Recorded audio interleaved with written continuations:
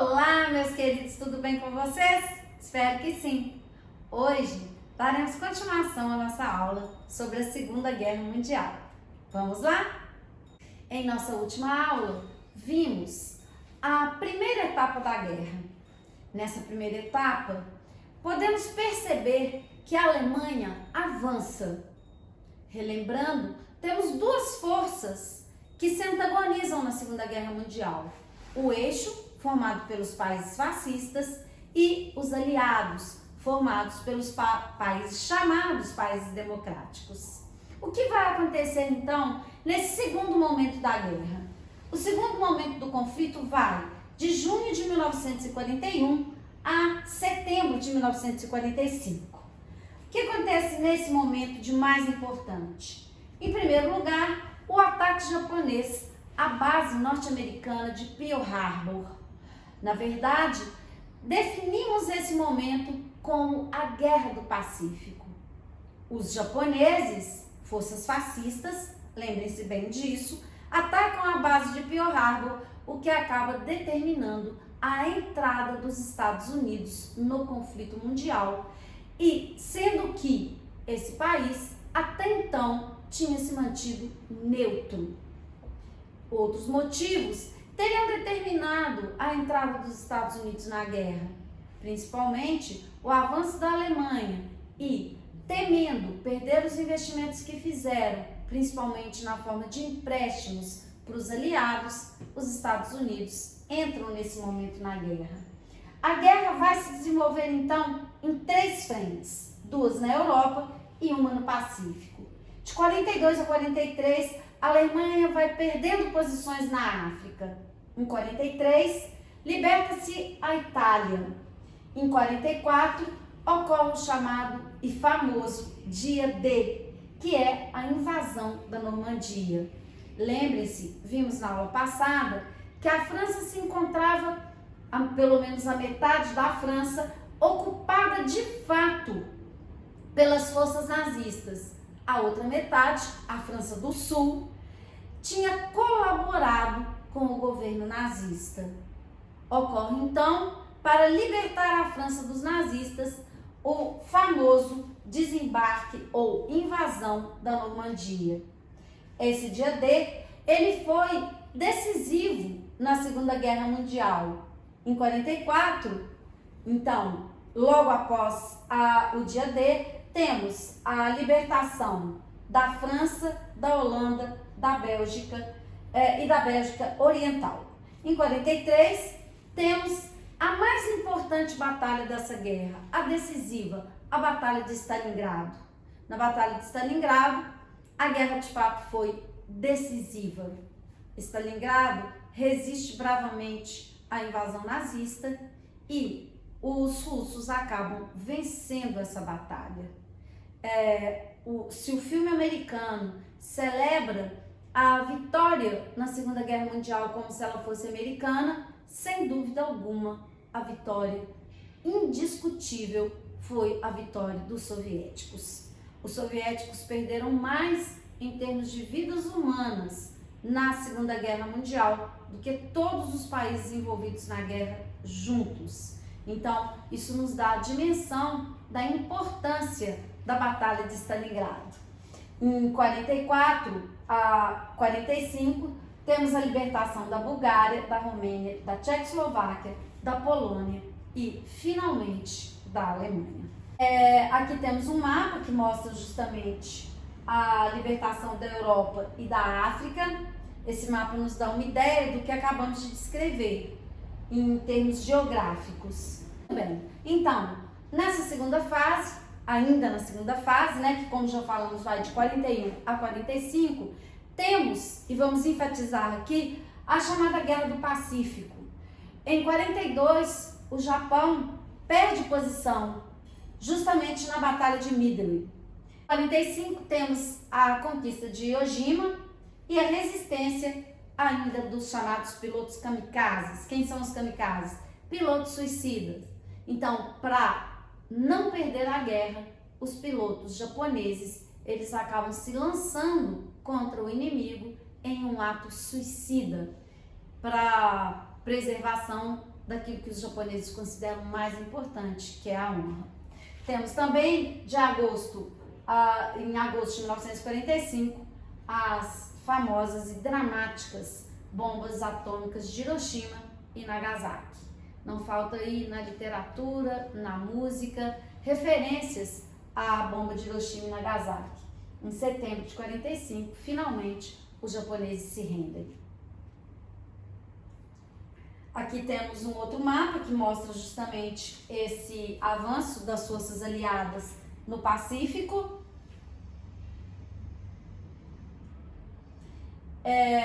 Um saldo com os reflexos da Segunda Guerra Mundial: 50 milhões de mortos e 28 milhões de inválidos.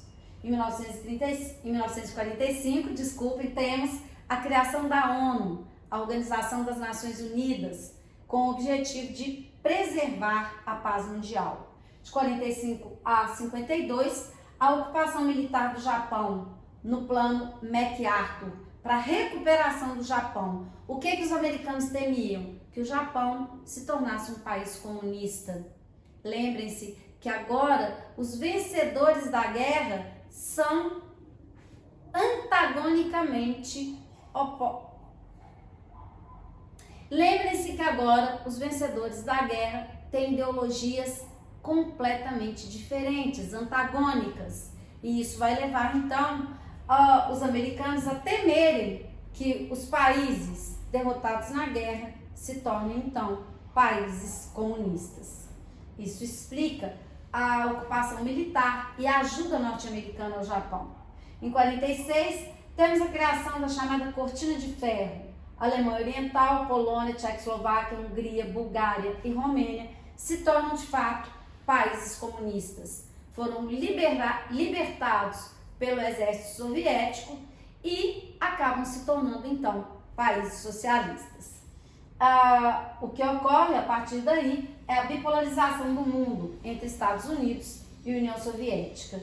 De 47 a 91, de 1947 a 1991, temos a elaboração da doutrina Truman. Essa doutrina Truman, ela previa a ajuda financeira para os países destruídos pela guerra, justamente nesse contexto de polarização. Então, temos aí os planos econômicos, representados pelo Plano Marshall. O Plano Marshall, ele vai prever justamente essa ajuda econômica. Em 49, o Comecon, o Conselho para Assistência Econômica Mútua, que foi a resposta dos Estados Unidos ao Plano Marshall. E os planos militares, a OTAN, que é a Organização do Tratado do Atlântico Norte, organizada tendo à frente os Estados Unidos, contra o chamado Pacto de Varsóvia, organizado pela União Soviética. São duas forças militares, justamente para medir força dentro desse contexto de bipolarização.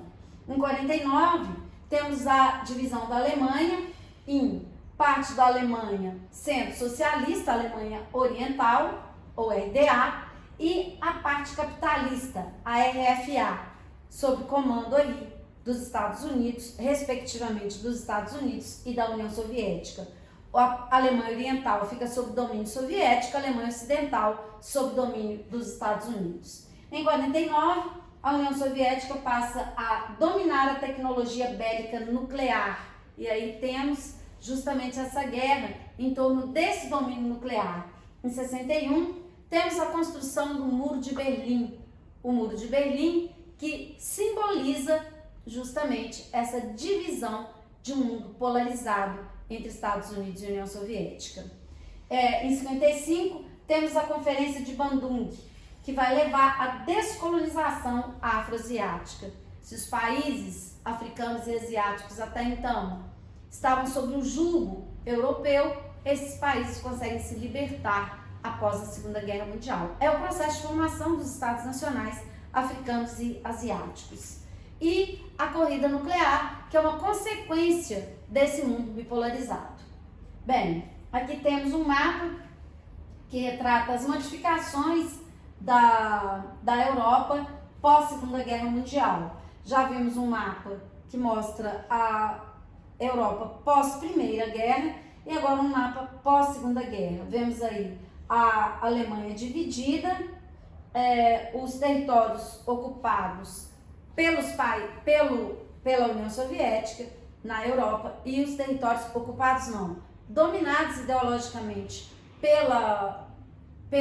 pelos Estados Unidos e os dominados ideologicamente pela União Soviética. Bem, quais são os tratados de paz mais importantes, aqueles que você tem que saber? Primeira Conferência de Yalta. Nessa conferência, temos a definição das áreas de influência na Europa, a discussão sobre a criação da ONU, que é a Organização das Nações Unidas. Então, essa conferência, ela, na verdade, explicita os aspectos que acabamos de abordar. Temos também a Carta das Nações Unidas, em junho de 45, que leva à criação efetiva da ONU com assinatura de 50 países. E a Conferência de Potsdam, em agosto de 45, com a divisão da Alemanha, o pagamento da indenização e a criação do Tribunal Internacional de Nuremberg para julgar os crimes cometidos. Um pouco aqui a questão do Tribunal de Nuremberg, de 45 a 46. Esse tribunal foi organizado pelos aliados depois da Segunda Guerra Mundial para julgar 24 proeminentes membros da liderança política, militar e econômica da Alemanha nazista. Os julgamentos a cargo de um tribunal militar internacional ocorreram na cidade de Nuremberg, na Alemanha, em 20 de 11 de 45 e 1 de 10 de 46. Esse tribunal serviu como base para a criação do Tribunal Penal Internacional, com sede na cidade de Haia, dos Países Baixos.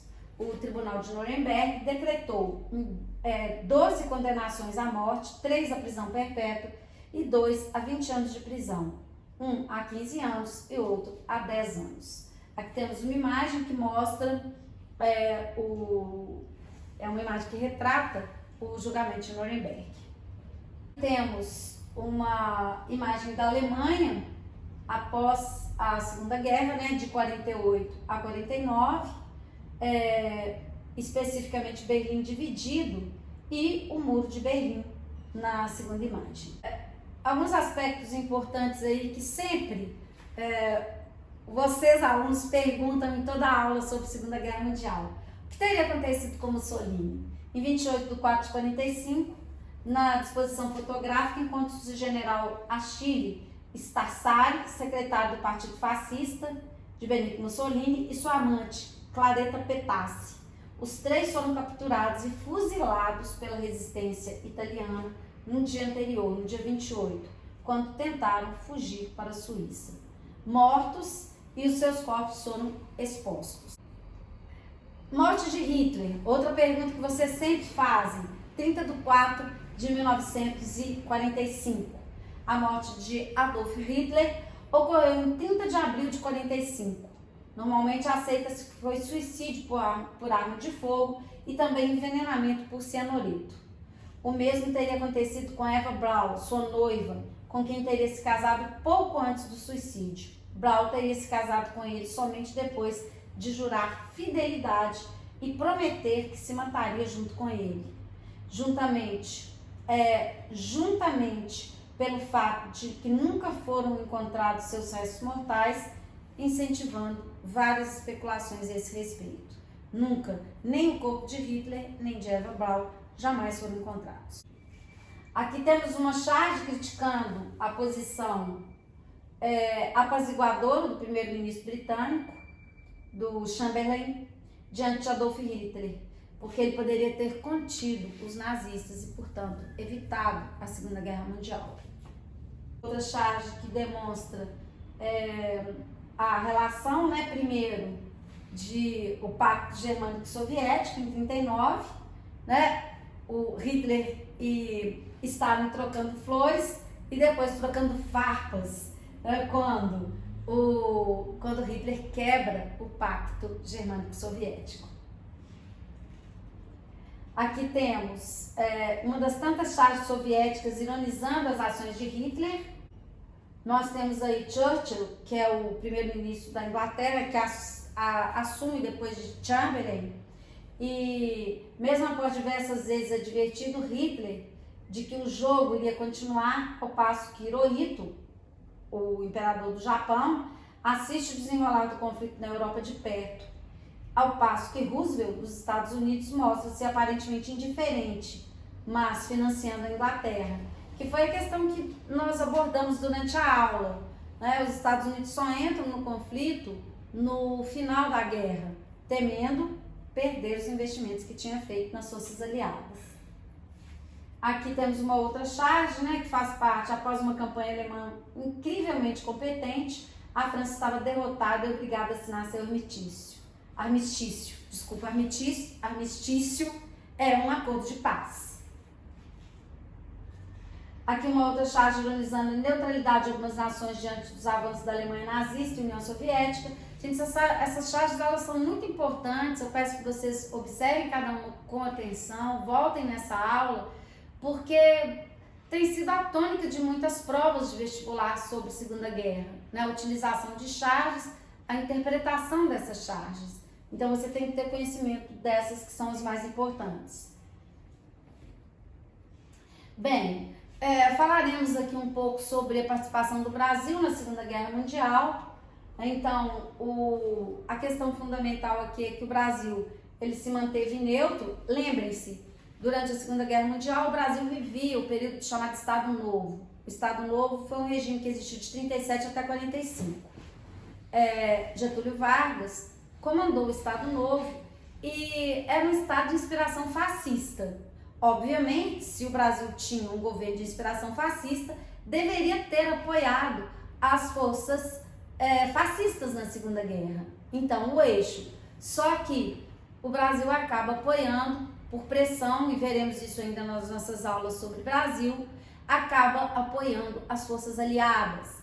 Na verdade, Getúlio faz um jogo de quem dá mais e acaba recebendo dinheiro dos Estados Unidos para a construção da indústria nacional. Isso justifica, em parte, o apoio e o envio de soldados brasileiros para a Segunda Guerra Mundial para lutar ao lado dos aliados. Então, olha só, no período inicial da guerra, Vargas optou por manter certa neutralidade. Essa posição chegou ao fim somente em 42, quando o Brasil cortou suas relações diplomáticas com o eixo.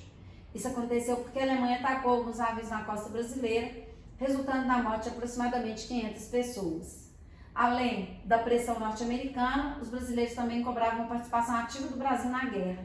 Dessa forma, Vargas entrou em acordo com o presidente estadunidense Franklin Roosevelt e passou a apoiar os aliados. Essa questão que eu expliquei, né, fundamental, que é o que vamos ver agora. Entretanto, a participação efetiva nos frontes de batalha só começou em 44, pouco antes do final dos combates. Em junho daquele ano, os soldados enviados chegaram à Itália para lutar ao lado dos Estados Unidos, são os famosos pracinhas brasileiros. Inicialmente, o país norte-americano foi contra o envio de soldados brasileiros aos campos de batalha. Para eles bastava apoio formal. Contudo, Vargas conseguiu negociar com Roosevelt a modernização das forças armadas e a construção de uma siderúrgica no país, em troca da construção de uma base militar no Rio Grande do Norte. Aqui temos algumas imagens que retratam justamente esse acordo, né? Getúlio e Roosevelt, no Rio Grande do Norte, nessa base que foi criada lá, o desembarque dos pracinhas brasileiros na Itália, e a propaganda do Brasil anunciando a declaração de guerra às potências do eixo. A discussão, né, da mudança de posicionamento de Vargas, primeiro pró-alemão, pró-Hitler, a segunda, onde ele passa a apoiar os Estados Unidos, e a terceira ironizando aí uma possível aproximação com a União Soviética, que na verdade nunca existiu. Aqui temos um quadro sobre... Aqui, gente, temos um quadro comparativo entre a Primeira e a Segunda Guerra Mundial. Os países que participaram da guerra de 14 a 18, 33 países, de 39 a 45 da Segunda, 72. Número de mobilizados, 74 milhões. Na Segunda Guerra, 110 milhões. Número de mortos, 10 milhões na Primeira, 50 milhões na Segunda. Número de mutilados, 20 milhões na Primeira, 28 milhões na Segunda. Gastos militares, 208 bilhões na Primeira Guerra Mundial e 1,5 trilhões na Segunda Guerra Mundial. A tabela ao lado, ela vai mostrar o número de mortos na Segunda Guerra Mundial e, como eu já enfatizei durante a aula, a Batalha de Stalingrado e a Batalha de Leningrado foram as decisivas de fato na guerra, embora os americanos insistam em mostrar que eles foram vencedores da guerra. Na verdade, isso não corresponde definitivamente à realidade. O maior número de vidas perdidas na Segunda Guerra Mundial foram dos soviéticos, infinitamente superior, como vocês podem observar nessa tabela, a qualquer outro país envolvido no conflito.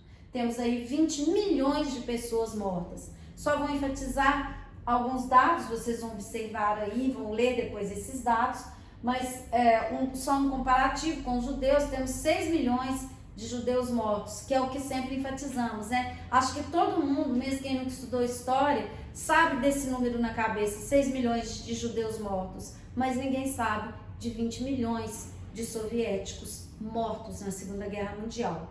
Temos aí outros dados importantes, né? Temos, se a gente pegar aí os americanos, a gente vai ver que não tem comparação com o número de mortos dos outros países, além de não terem tido território invadido em momento algum.